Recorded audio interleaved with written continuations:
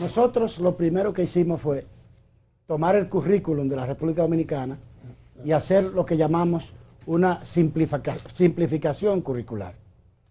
Esa simplificación del currículum, que es el más ampuloso del continente y que está lleno de inexactitudes y de cosas que no tienen ningún sentido, de relevancias, lo convertimos entonces en contenidos.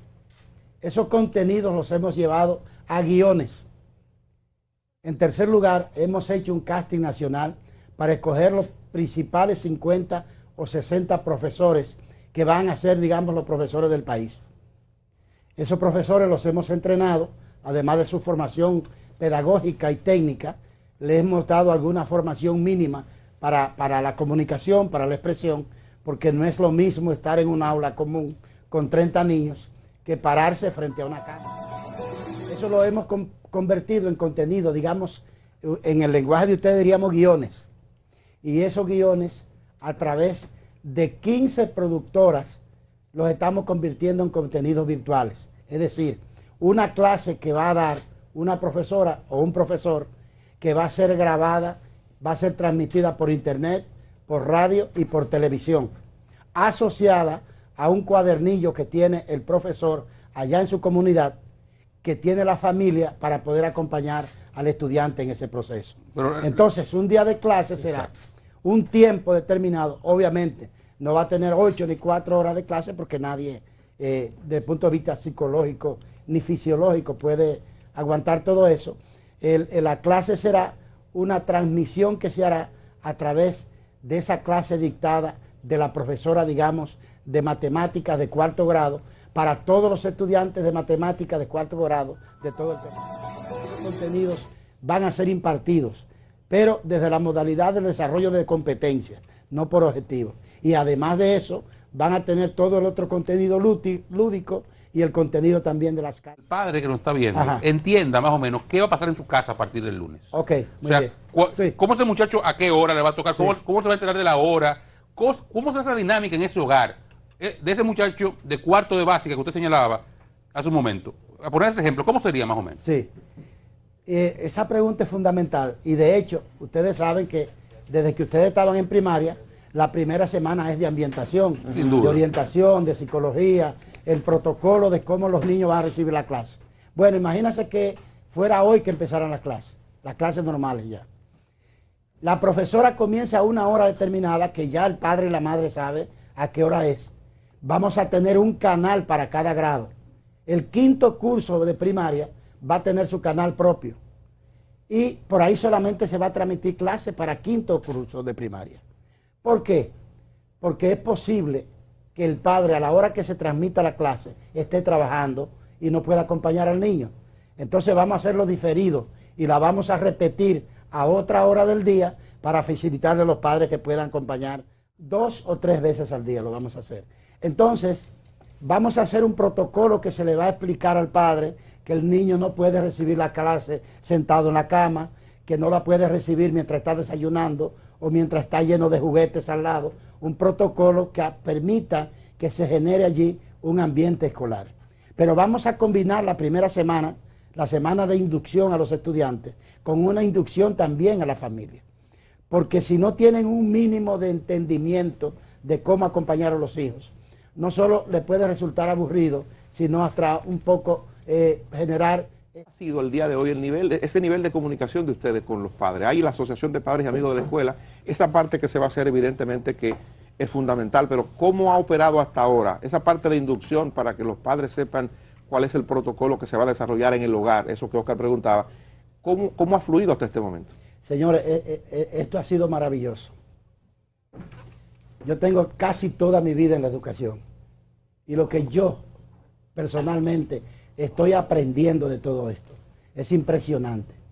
Por ejemplo, ustedes saben que tenemos en proceso la capacitación al personal docente, que quiero decir que en un 98% se inscribió desde que comenzaron los cursos y anteayer estábamos en un 100% de todos los profesores del sector público y 27,000 profesores del sector privado, recibiendo también la misma capacitación. Pero ¿qué ocurre? Que hay momentos en ese proceso de transmisión lo que ustedes le llaman picos, que han estado conectadas 1.300.000 personas. Eso significa que no solamente están tomando las clases y las capacitaciones y los entrenamientos de los profesores, sino que la familia se está sentando a ver eso. Ahora, el lunes 2, de lunes a viernes, la semana completa va a ser para inducción general a toda la familia. Mire, papá, lo que a usted le corresponde hacer es esto. Acompaña al niño, que se levante a tiempo, que se higienice a tiempo, que desayune temprano y que esté ahora sentado esperando su clase. No lo ponga a desayunar mientras recibe la clase. ¿Incluye la Hágalo. vestimenta eso? ¿Ustedes tienen sugerencia para cómo debe estar vestido o...? Sí. No, ¿Cómo no van a debe tener estar? que estar uniformados. Ok. No lo vamos a exigir. Si tiene su uniforme, mejor. Pero no es necesario que estén uniformados. Pero sí que estén formalmente vestidos, que estén sentados en su silla adecuadamente, que no tengan ninguna cosa que lo distraiga, juguetes, sonidos, sino que estén concentrados en su proceso de clase. La preparación Nosotros hemos logrado, yo quiero que sepan que nosotros hemos logrado cada palabra, cada oración, cada contenido curricular ha sido supervisado por un cuerpo de psicólogos para garantizar la pulcritud desde el punto de vista ético y psicológico y pedagógico de todo lo que van a recibir nuestros estudiantes. ¿Cuál será la forma de evaluación de ese método? Cuando el profesor termina, para seguir ahí con el mismo hilo de Oscar, cuando el profesor termina de dar su clase, deja unas determinadas asignaciones, que la familia la ha visto y que el profesor que está ya en su escuela, el profesor de ese estudiante va a estar allá en su escuela, no en su casa. Va a estar Va- en va a el estar en plantel. línea, No, conectado. el Va a estar profesor va a estar en aula conectado. conectado. Sí. Eso significa que hay o ha habido una habilitación en cada aula para hacer esto. Claro. Y si no tiene, y si el profesor no tiene internet en el centro educativo, lo va a tener en su teléfono también. Pero va a tener la radio, va a tener la televisión. No vamos a tener los profesores en casa porque necesitamos generar un ambiente escolar. Sí. Y además no hay riesgo de contagio porque una profesora en su aula, ella sola, con sus documentos, con sus cuadernillos, con su lacto en la mano, cada profesor de la República Dominicana tiene hoy una computadora que le ha dado el Estado Dominicano. Entonces ella iba a ver la asignación que ha dejado su profesor. Si en la comunidad que ella vive tienen contacto con internet con los estudiantes, ella va a tener un grupo de WhatsApp para dar seguimiento. Pero si no, la profesora también va a poder recibir o al padre o al propio estudiante, uno a uno, para entregarle la asignación, para responder cualquier pregunta y también para recibir la respuesta del estudiante a esa asignación. Es decir, va a ser un ambiente totalmente educativo, totalmente escolar, solo que los estudiantes no van a estar juntos. La evaluación, como pregunta Freddy, ¿cómo se evalúa? Se evalúa a partir de las respuestas que dan los estudiantes a las asignaciones que se les dejan. Ministro, ¿y la alimentación escolar? Para muchos padres, la alimentación escolar constituye un elemento sumamente importante para su presupuesto. Estos muchachos en la casa, comiendo más, el desayuno, la merienda, todo en la casa. Sí. ¿Hay algún tipo de asistencia? Sí, estamos trabajando en un plan agresivo, Oscar, en ese sentido. Porque vamos a estar claros, como dices. Aquí hay hogares que lo único que reciben de comer es eso, ¿Es así? en tiempo de clase. Esa es la verdad. Y entonces ahora no podemos dar alimentos cocidos por el tema del COVID-19. Bueno, lo que vamos a hacer es que vamos a servir alimentos solamente crudos. Y lo vamos a llevar semanal para abaratar costos. Y esos alimentos van a partir de 5 criterios básicos. En primer lugar, hemos estudiado la tabla alimentaria de la FAO, que es una tabla alimentaria que respeta todo el mundo y la comunidad científica, que establece la necesidad alimentaria de cada estudiante según la edad que tiene. Y nosotros trabajamos para acercarnos lo más posible en lo que le vamos a aportar a una buena proporción de nutrientes para los estudiantes. Hasta ahora, hasta el año escolar que terminó, el nivel de nutrientes que se alcanzaba era alrededor de 50%. Nosotros aspiramos a llegar hasta un 80%. Segundo lugar, el segundo criterio es que nosotros vamos a preferir, a propiciar que sean productos dominicanos, Ustedes saben la situación difícil que tienen los productores del país. Entonces, que sean productos, en la medida de lo posible, que sean productos nacionales. En tercer lugar, como les he dicho, van a ser crudos. En cuarto lugar, lo vamos a servir en forma semanal, periodos semanales, y van a ser en una bolsa debidamente higiénica, con buena protección y que le llegue a tiempo a toda la familia dominicana. Y vamos a tener entonces como centro de entrega el plantel escolar. Digamos que los hijos de nosotros están en una escuela, esa alimentación va a llegar allá un día que todo el mundo lo espera y cada uno de nosotros como padres va a ir a recogerla de su Suponemos familia. que con el debido protocolo, ¿verdad? Porque Obviamente, se aglomeran allí. No, uno a uno, porque es el profesor de su curso que entrega lo de sus 30 muchachos, o sus 25 muchachos. Pregunta básica, ¿la ADP ha estado 100% de acuerdo con todo esto? ¿Los profesores, sus reclamos de común acuerdo con esto? Sí, yo he involucrado a todo el mundo, a la ADP, a Inicia, a Educa, a toda la representación del empresariado, a los grupos que tienen que ver con el impulso de la educación, como IDET, etcétera. Y todas estas decisiones que hemos tomado ha sido con una gran participación de la representación social.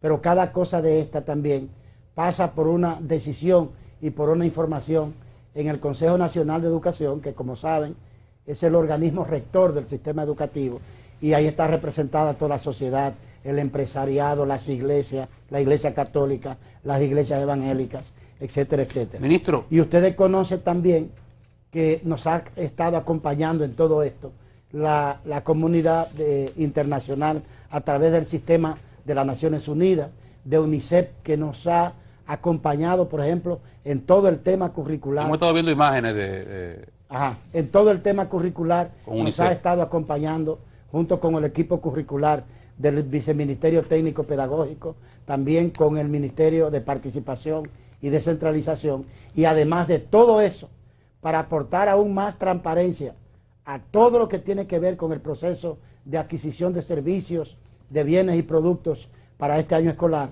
ha sido creada, integrada, la mesa de veeduría para compras y contrataciones, donde está representado el empresariado, las iglesias, los sindicatos, la representación del consejo, para que todo el mundo vea qué se hace, cómo se hace, cuánto costará, etcétera, etcétera. Ministro, etcétera. ¿por qué? Y esto lo debo preguntarlo porque lo he hecho públicamente. ¿Por qué en este proceso tan complejo usted al mismo tiempo se metió en sustituir los directores regionales y distritales? ¿Por qué no esperó preferiblemente a que esto pasara, dejar a gente con el know-how ahí y luego abocarse a la sustitución? No le dificultó la situación, esos cambios. He hablado sobre esto una sola vez, que me preguntó un periodista en un lugar, y lo voy a hacer por segunda vez. Porque he sufrido estoicamente, no me refiero a ti. Vi incluso uno de tus análisis y con una crítica que a mí me pareció racional, lógica, para el nivel de información que tenía al respecto. El sistema educativo de la República Dominicana lo dirigen 141 personas. Un ministro de Educación que lo nombra el presidente de la República. 18 directores regionales que los nombra el ministro. Un director regional es como el ministro en su demarcación. Y 122 directores de distrito que los nombra también el ministro. Lo que a mí se me pedía era que yo gobernara el sistema educativo en este momento. Yo, y además de mí, 140 dirigentes del partido que había salido del poder. Y eso no es problema desde el punto de vista político. El tema es que desde ese propio partido se había declarado ilegal la designación de esos funcionarios por el pasado ministro que lo hizo. ¿Por cómo se nombraron esos directores? Esa es la verdadera historia. En el proceso interno para escoger la candidatura presidencial del PLD, había una lucha entre varios precandidatos, como saben. 3 de esos precandidatos eran profesores y habían sido ministros de Educación. Estaba el pasado ministro, amigo Melanio Paredes, el pasado ministro Barante Baret y el pasado ministro el señor Navarro.